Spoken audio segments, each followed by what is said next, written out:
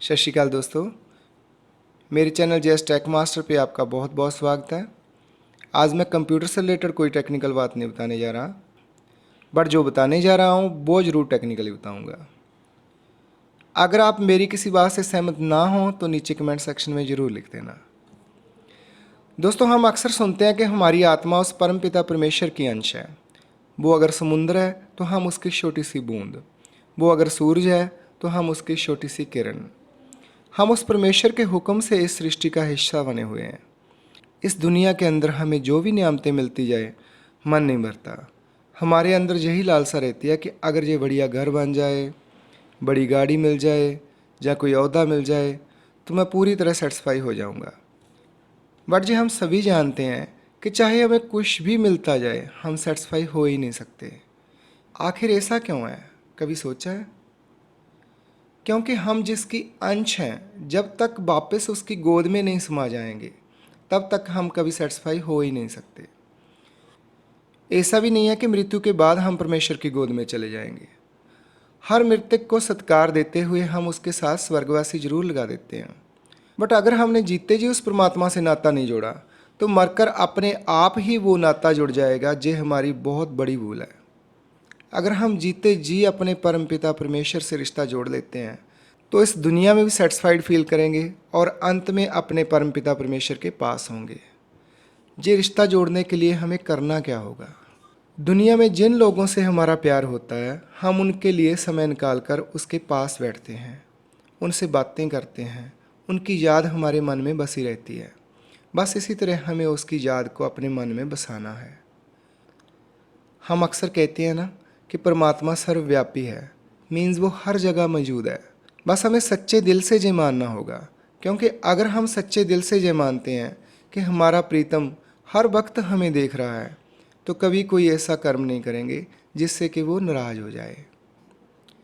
अपने आचरण को डे बाय डे शुद्ध करते जाना होगा। अपने खान पान की आदतों को बदलना होगा।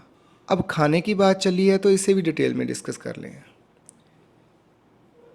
गुरबानी में हमारे गुरु साहब ने लिखा है, जेते दाने अन्न के जी आवाज न कोई। जो कुछ भी हम खाएंगे उससे हमारा कर्म तो बनेगा ही बनेगा, क्योंकि दाने दाने में जीवात्मा का निवास है।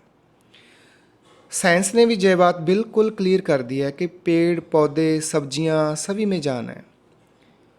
उन्हें भी तोड़ने पर दर्द महसूस होता है। अब हम खाएं तो क्या खाएं, क्योंकि ज़िंदा रहने के लिए कुछ ना कुछ तो खाना ही पड़ेगा। चलिए एक एग्ज़ाम्पल लेते हैं।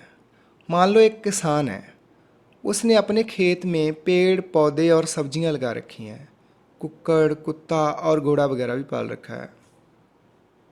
अगर हम उसके खेत में से कोई सब्जी फूल या फल तोड़ेंगे तो वो हमसे सिर्फ नाराज़ होगा। अगर हम उसके मुर्गे को मार देते हैं तो वो हमारे साथ झगड़ पड़ेगा। कुत्ता या घोड़ा मारने पर कोर्ट में घसीट सकता है, हमें जुर्माना भी भरना पड़ेगा।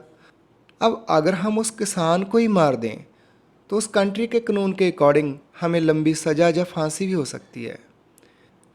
संत महापुरुषों ने देखा कि कर्म तो हर चीज़ को खाने से बनेगा ही, बट किसी चीज़ का कम है और किसी चीज़ का ज़्यादा। तो क्यों ना वो चीज़ खाई जाए जिससे हमें कर्मों का भार कम से कम उठाना पड़े और उन कर्मों को भक्ति के जरिए आसानी से ख़त्म किया जा सके। महापुरुषों के अकॉर्डिंग जल सृष्टि 5 तत्वों से बनी है: पानी, अग्नि, मिट्टी, हवा और आकाश। वनस्पति में सिर्फ पानी का तत्व है, बाकी तत्व नामात्र होते हैं और आत्मा इसमें सुप्त अवस्था में रहती है। मीन्स सब्जी तोड़ने पर उसे सुपने मात्र दर्द महसूस होता है। कीड़े मकोड़ों में अग्नि और पृथ्वी का तत्व होता है। पक्षियों में 3 तत्व होते हैं। पशु में 4 मीन्स बुद्धि यानी आकाश तत्व नहीं होता। मनुष्य में पांचों तत्व संपूर्ण होते हैं। अब मनुष्य के पास विवेक है, बुद्धि है, जिससे वह अच्छे बुरे का फर्क पहचान सकता है। अब ये हमारे ऊपर डिपेंड करता है हमें अपनी खुराक में क्या शामिल करना है, क्योंकि ज़िंदा रहने के लिए खाना ज़रूरी है। अगर हम परमेश्वर को पाने की चाह रखते हैं तो हमें वो खुराक खानी चाहिए जिससे हमारे ऊपर कम से कम कर्मों का बोझ पड़े, क्योंकि मानव शरीर में हमारा असल मनोरथ यही है कि हम अपने जन्म जन्मांतर से संचित किए हुए कर्मों को परमेश्वर की भक्ति के जरिए ख़त्म करते चले जाएं। जो कर्म इस जन्म में हमारी प्रारब्ध के रूप में मिले हैं, उनका परमात्मा की रजा और हुक्म में रहकर खुशी खुशी सामना करें और आगे से कोई भी ऐसा कर्म ना करें जो हमें अपने परमेश्वर से दूर करने वाला हो। अब सीधी सी बात है कि अगर हम अपने ऊपर कर्मों का ज़्यादा बोझ नहीं डालना चाहते तो हमें वेज को प्रेफर करना चाहिए। यह नहीं है कि नॉन वेज खाने से इंसान बुरा बन जाता है या वेजिटेरियन अच्छे इंसान होते हैं, ऐसा बिल्कुल भी नहीं है। हमारे बहुत से दोस्त ऐसे होंगे जो अक्सर नॉन वेज खाते हैं बट वो बहुत नेक इंसान होते हैं। हमें अक्सर ऐसे लोग भी मिल जाते हैं जो अपने आप को प्योर वेजिटेरियन शो करते हैं बट उनमें इंसानियत नाम की कोई चीज़ ही नहीं होती। क्योंकि इंसान के अच्छा या बुरा होने के पीछे उसके संस्कार और उसका व्यक्तित्व होता है। आप कुछ भी खाने के लिए स्वतंत्र हैं बट अंतिम टाइम हमारे साथ और कुछ नहीं बल्कि हमारे कर्म जाएंगे। अगर हम अभी से सुचेत हो जाएं तो अच्छे कर्म अपने साथ लेके जा सकते हैं, क्योंकि हमें क्या पता उसका बुलावा कब आने वाला है। इसलिए अपना हर कर्म अपने अंतिम समय को ध्यान में रख के कीजिए। धन्यवाद।